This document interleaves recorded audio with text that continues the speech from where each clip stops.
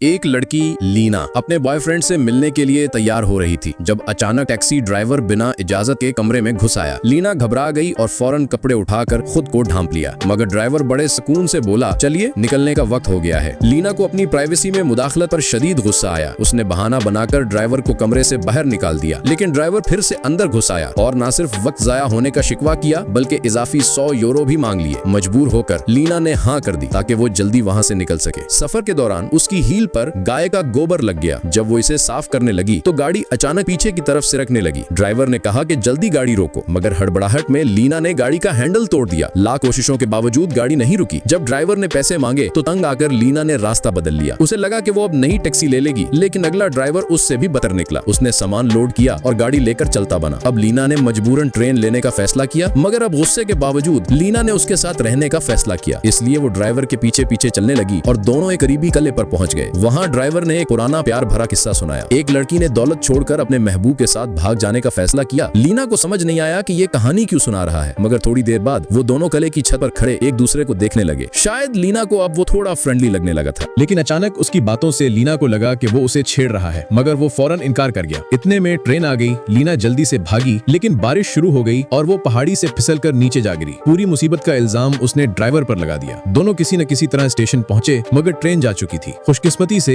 एक बुजुर्ग जोड़े ने उन्हें अपने घर रुकने दिया, लेकिन खातून को ये बात सख्त नागवार गुजरी कि एक गैर शादीशुदा लड़का लड़की एक साथ हो, तो उन्होंने झूठ बोलकर खुद को नया शादीशुदा जोड़ा जाहिर किया। खाने के दौरान बुजुर्ग जोड़ा एक दूसरे से मोहब्बत का इजहार करता रहा, जिससे लीना और ड्राइवर को दबाव महसूस हुआ और उन्हें एक दूसरे को जबरदस्ती किस करना पड़ा ताकि राज न खुले। वक्त के साथ साथ इन दोनों का रवैया नरम होता गया। रात को ड्राइवर ने लीना से कहा कि वो बाथरूम में सोने के बजाय बेड के किनारे थोड़ी सी जगह दे दे। लीना ने हैरत अंगेज तौर पर मना नहीं किया, बस एक शर्त रखी कि वो खराटे न ले। रात को दोनों एक दूसरे को चुपके चुपके देखते रहे और नजरें मिलने पर नजरें चुरा लेते थे। सुबह जब ड्राइवर की आंख खुली तो उसने हल्के से अपना हाथ लीना के बाजू पर रखा और पीछे हटा लिया। उसे खबर नहीं थी कि लीना भी जाग रही है। जब लीना ने अपने बॉयफ्रेंड को कॉल की तो जबान पर शिकवे थे, मगर चेहरे पर एक मीठी मुस्कुराहट भी थी। शायद इतने सारे इत्तेफाकात और मुसीबतों के बाद अब उसे एक अनोखी मोहब्बत हो गई थी।